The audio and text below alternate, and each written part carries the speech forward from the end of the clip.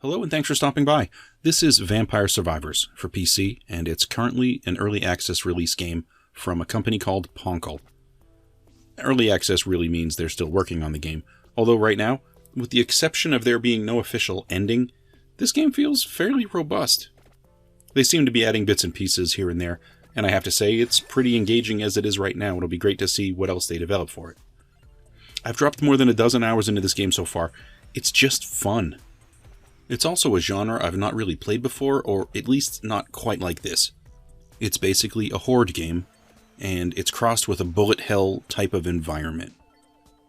The object of this game is pretty simple. You need to survive to the end of the stage, which is on a 30-minute timer. So survive 30 minutes, if you can. You start the game by choosing a character, and you have a bunch to choose from eventually, although most are going to be locked when you start the game. You have to unlock them by playing, and each one of them has a different type of offensive capability to start. This is their weapon. The first character you can use just has a whip. Like all weapons in this game, the whip automatically fires every couple of seconds. And I think this is probably the first thing that's going to be different, and you're going to have to adjust to it. You certainly use a joystick in this game, but you don't use any of the buttons. The game always fires for you on a timer. You just steer this game. I think it's a real different mechanic compared to most modern games. Only having the ability to move, it's just you trying to position yourself to compensate to use whatever weapon you might have. You're adjusting to the way it fires or the position of its firing. It's kind of like you're constantly dodging, and you're always trying to gauge the situation, what's coming in around you, to see if you should escape or just stay the course. I think the enemy in this game is where it kind of shines. Every minute, there's going to be a new, unique monster that appears on screen, and these monsters can be all different types depending on what stage you're playing. The sheer variety of monsters in this one is kind of amazing. Bats, skeletons, Medusa, plants, different types of zombies, demons, all types of different monsters. They just keep appearing, and it's great. Now, when you kill a creature, they might drop a gem. You collect these gems. When you collect them, it increases your experience points, and then eventually you're going to advance a level. When you advance a level, the game freezes, and you get to choose from a random list of upgrades. These upgrades could be a new offensive skill, or they could be an upgrade to something that you already have in your repertoire. Usually it's an additional or a quicker shot, or maybe you get more maximum health, stuff like that. Some levels, as you're wandering around, they also might offer just particular upgrades that you can grab to add to your character. If you press the escape key as you're running around, you're going to get this little rudimentary map, and you might see an icon on this map to pursue. They're just upgrades, but also the map is not detailed by any means, but it is a useful guide to know if there's something in the area. You also might run into mini-bosses. These appear amidst the hordes from time to time. They're going to look a little different than the standard enemy, and they're going to be probably a little larger, and when you defeat one of them, they might drop a chest. If you scoop that chest, you're going to get this sort of flashy slot machine running in front of you, and you're going to get an upgrade. Or, depending on how lucky you are, up to 5 upgrades at once. I gotta say, it's a great feeling to get 5 upgrades at once. It's a lot of fun. Now, as you progress through this game, you're going to continue to advance in levels, and you're going to continue to add to the skills of your character.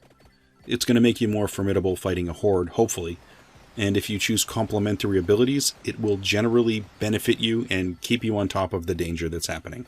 If you diversify too much, it might make things difficult. But there are certainly a whole bunch of different combinations that you can end up with.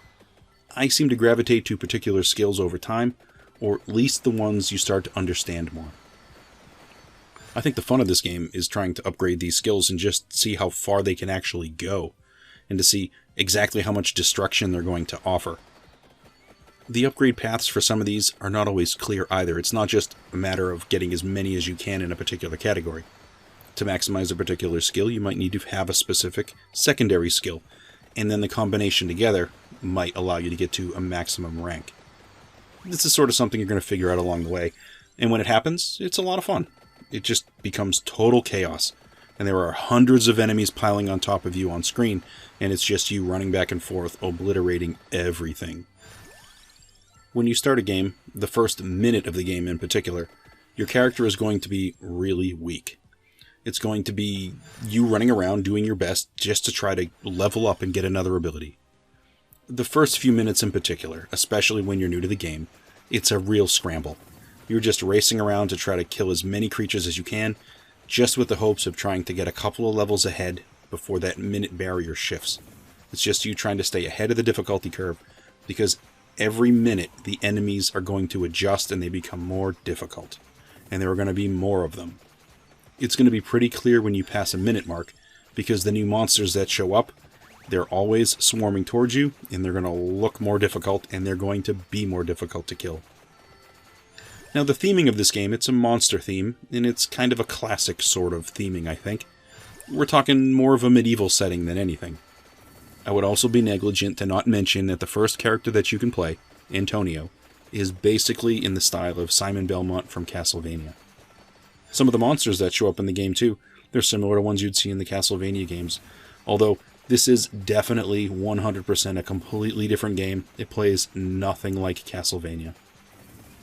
I have to say, I'm loving the chaos of this game, and surviving to the half an hour point is really fun to do. I think the only issue I have with this is that they haven't created an end yet. What happens is you get to the end of the stage, and when you hit that 30-minute mark, all of the remaining enemies just vanish off the screen. Then you have about a second, and then the Grim Reaper just appears out of nowhere. He races across the screen, he tackles you, and he kills you immediately. It happens so fast, and there's nothing you can do. It just hasn't been programmed yet. I'll be curious to know what they actually do when they get to that end stage in the future, but I guess that's going to take time. So when you start the game, it's certainly more difficult, and you're going to fail a few times before you start to get a feel for the weapons and the progression of the game. Once you get a handle on that, and make your first 30-minute completion, I think you're going to go back for more. I know this is a simple game at its core, but it really delivers on fun. Plus, this game is unnaturally cheap. I scooped my copy off of Steam for $2.99, and for the hours that I've put into this game so far, it is definitely worth more than that. I can see this being useful on a variety of other systems. I hope this gets ported to the Switch. That would be a lot of fun. This one actually makes me think that this could be the start of a bunch of similar games in this sort of genre. It just seems like there are now going to be plenty of opportunities for someone to reskin this type of game and just throw it into a different setting. I think this would work if it was just a zombie type of a game. Or I could see this being a science fiction game with aliens running around. Or maybe dinosaurs. Who knows? It seems like there are a ton of possibilities to reskin a game of this type. Well, that's all I have today for Vampire Survivors. If this is your type of thing, please feel free to like and subscribe and all that good stuff. And thanks for stopping by. I hope to catch you on another video.